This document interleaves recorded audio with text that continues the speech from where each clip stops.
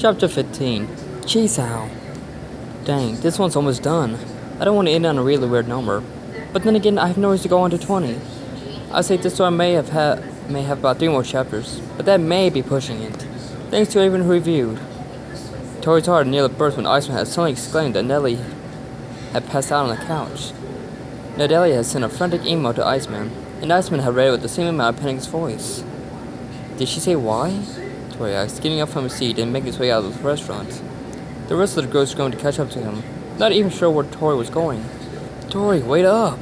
Len cried, since he had gone to him before anyone else. Tori shook his head and then nearly stopped running at a terribly frightened look on his face. Nan was nearly afraid to ask, what happened? Nellie fainted on the couch. I have to go back to my dad's house. Now, Tori told Len, his voice firm, despite being thick with panic. Worried Tori had apparently knocked calm Tori off the cliff and made sure angry Tori was there to watch. What had Natalie done to his best friend? Len had never seen Tori act like this. Regardless, he had to let everyone know what was going on. Hey, Nellie passed out. At Len's word, the entire group began to sprint down the icy streets of Shell's main city.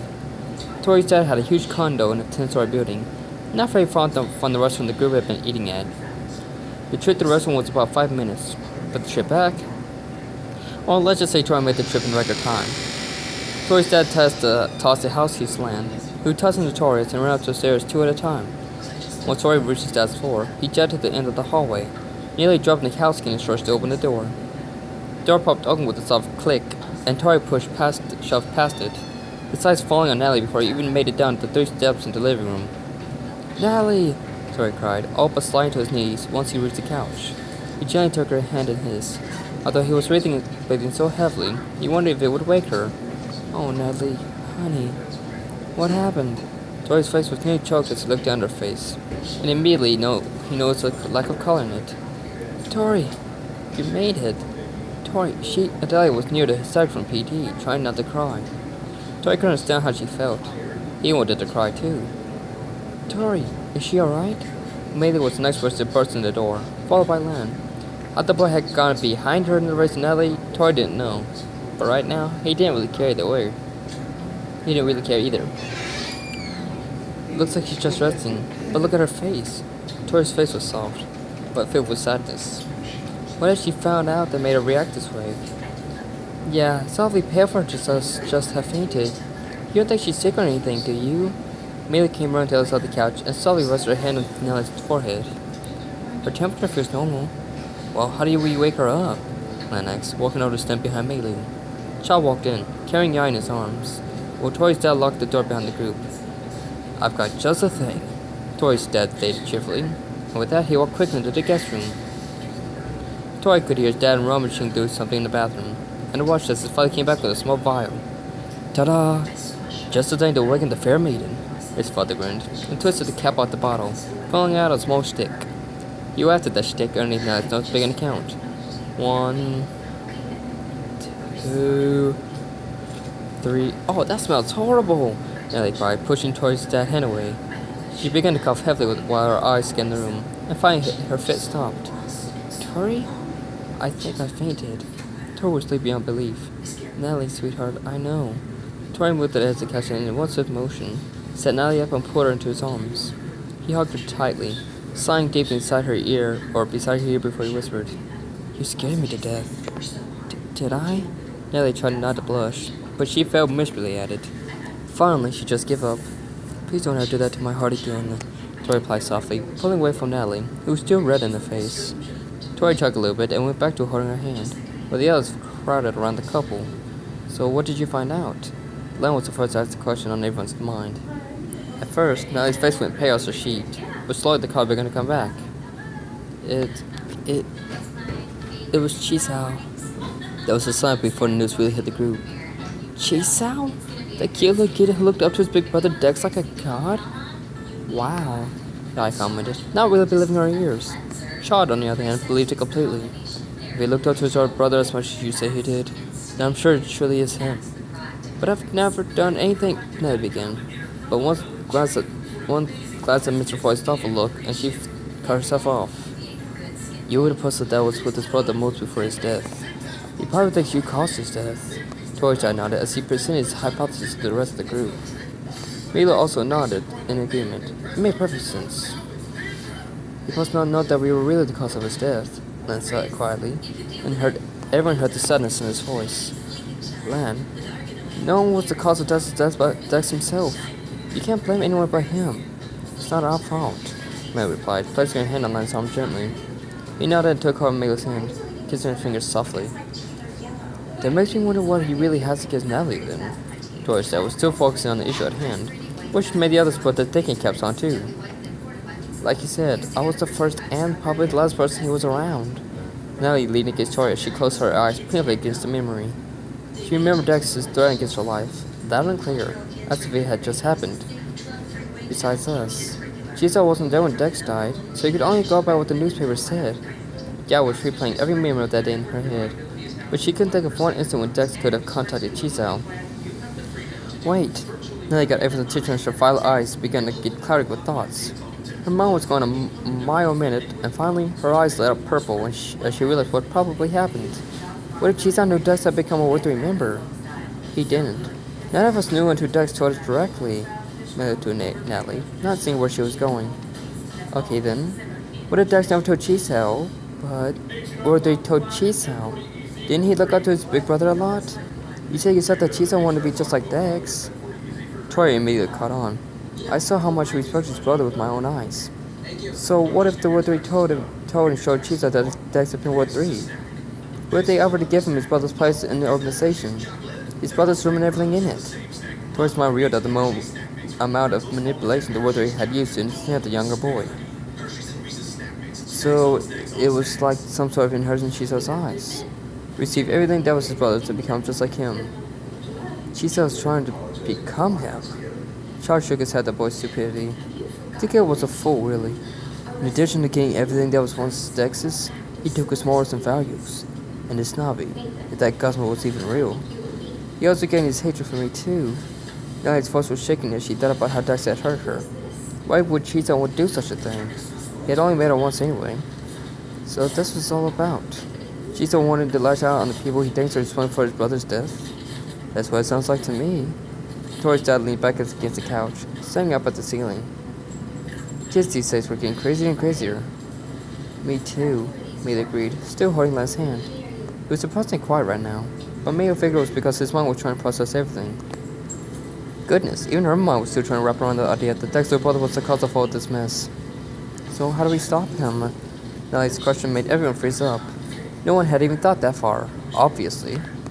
We'd probably have to catch him in the act, Chloe started, but Nellie had an idea of her own. Or pay a visit to Ward 3, Nellie stated, her eyes darkly cold with a sliver of fear and determination. Tori shivered slightly. It appeared that Nellie had dark sides she tried to force away as often as possible. Tori knew in his heart that Nellie was never truly bad. Deep down, but he had caught himself wondering how the girl had gotten into such a bad group. Now he knew why. They probably moved their base by now. Joe was watching Nellie and trying to fight the smirk from appearing on his face.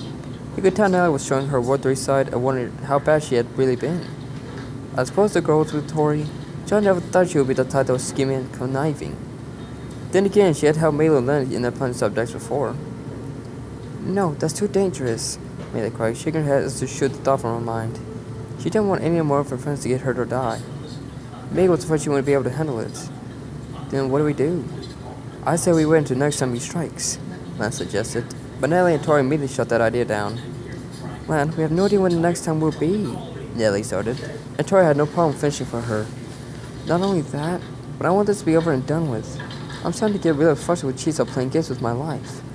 Once again, Tori had pushed his usual self aside and let everyone see him angry. But she was excited to see, and even Nellie looked surprised at the amount of anger showing Tori's face. She squeezed his hand softly, and his face relaxed a little bit. Although it was clear that he was still angry. Tori's hardly couldn't help but laugh. There's that anger of his. It always springs up on you and scares you to death because you don't expect it from calm, quiet Tori. But sometimes the gentlest creatures become vicious demons when those they love are in danger. Tori's father stood up and continued. I see you go pay a visit to the boy's mother. Go talk to her and see what's going on at home. Once there, I think you'll know where to go. It's not like the kid is as always as you are. Plus, I'm sure his mother tried to stop him from going to War 3 like his brother. They have to be close with her. What about his dad? Lan questioned, already thinking of what to do as soon as they got back to Dintak. Tori's dad gave him a good idea. Don't Chisao and Dex have different fathers? Milo added. And yeah, I know that she realized that they did. Yes, if I remember correctly. So should we go visit Chisao's dad then? Chad shook his head. He's in jail. Everyone's head went over in Charles' direction with an obvious question, and he simply shrugged. I have my connections. And I remember the story on the news. The man was the thief and the killer. He'll be in jail for a long time. Then Chisao, he wasn't really with his father. If I remember correctly, once his dad was caught and arrested, Chisao had to move in with some of his father's relatives. That was on the news too. Tori sighed. So first we go visit his mother. Then we go from there, I guess? Sounds like a plan to me, Lan told everyone. They all nodded in agreement. It sounded like a pretty good plan too. That night. Tori boarded upright in his bed, clutching his heart painfully. He was gasping for breath, and he woke up from his awful dream, and immediately his hands went to his eyes, which were surprisingly wet. Tori had never cried because of a dream. He had woke up in a rush because of a dream. He had even had dreams that made his whole day brighter. But never in his whole life had Tori woken up crying. What was his dream about? Natalie, dying in front of his very eyes. She had called out to him, and he had reached for her, reached and reached, but somehow he couldn't get her fast enough. In a blood explosion, she died before his eyes, and all Tori could do was sob painfully as his heart felt like it had been ripped from his chest. It seemed like forever as Tori sat there, trying to force the dream from his mind. Finally, he wiped away the last of his tears and crept out of his bed. He had to see her right now. He had to make sure she was okay. Tori felt his way through the darkness of his father's house. He knew his way around somewhat, since his dad had given him a tour. But Tori didn't want to turn on any light, for fear that he would wake the others up. And even if he needed to see Nellie no matter what, he wasn't going to be rude to everyone else after waking them up with bright lights. Tori reached the room slowly, but once he was there, he opened the door with a soft creak. He waited until he had shut the door just as quietly before his voice flowed throughout the room. Nellie, are you awake? Nellie had stopped breathing a heavy sleep when the whole mess with Dex had begun. At the sound of Tori's voice, she sat up in bed, peering into the darkness. Nellie and Milo had to share a room, as did the boys, but everyone had gone their own bed to sleep in. Milo immediately rolled over in sleep, not hearing a thing. Yai snoring could tingle as well, so Nellie began to wonder if she was hearing things. Then she saw a black patch move towards her and knew that she wasn't. Tori? Tori smiled warmly in the darkness and gently sat down on the edge of Nellie's bed. For a moment, neither of them moved, making sure the other two girls were still asleep. Nellie slid to the left as Tori crawled in under her blankets, putting his arms around her waist and laying his head down on the pillow beside her. Nellie, I needed to talk to you, he whispered as he tucked her hair behind her ear. Nellie rolled onto her side and brought their heads together, or closer together, so she could hear him clearly. Tori, what's wrong? Nellie, I need you to promise me that you won't do anything until we come up with a better plan. Tori's voice was firm, even as he whispered to her. And to make sure he had her attention, Tori turned her bunch till she was facing him. Nellie breathing softly, taking Tori's hands in hers. I can't promise you that, she replied, just as firmly. Nellie, please. Nellie could feel Tori's midnight blue eyes playing with her without having to see them. She felt like she couldn't say no to that tone, but she was going to try to put up a fight. Tori, why? He hugged her tightly to him, murmuring to her ear. Do you really not know how afraid I was today? I've never been so worried in my whole entire life. Well, except for that time at the church. Tori shook his head and continued. Nellie, I just got you. I just found out that you feel the same way I do. I don't want to lose you yet. I can't. Tori. Nellie's blush was bright, and Tori ran his fingers softly over her cheek, feeling the warmth between his fingertip. I don't want to lose you either, but I can't just sit by and let this keep going on. It needs to stop. You're right, and it will. It'll stop when we stop it together. We need to do this together, Natalie. Nellie fought back the urge to lie. Didn't Tori understand? She wanted to do this alone so that none of her friends would get hurt. Tori, I don't want you to get hurt. Sweetheart, if I get hurt, it'll be because of me, not because of you. Natalie, we have to do this together. We have friends who will be very angry if we leave them out. Natalie sighed. You're right. Of course. So will you promise? Tori released Nellie so he could look down at her. Even though he could barely see her in the darkness, he could feel her gaze on him, and that was enough to keep him going. Promise me that you'll wait until we have a better plan to move. Promise that we'll do this together. Once again, Nellie released a slow sigh. She pouted a little bit, but nodded anyway. Alright, I promise. Tori was so happy he kissed Nellie then and there, to which breathless and probably ran the face. Thank you, sweetheart. Thank you so much. Nellie giggled, enjoying Tori's thanks very much. Doesn't take much to make you happy, does it, Tori? When you're with me, everything makes me happy. Oh, Tori, Nellie whispered, feeling her voice nearly catching the throat. She leaned up and kissed Tori full in the mouth.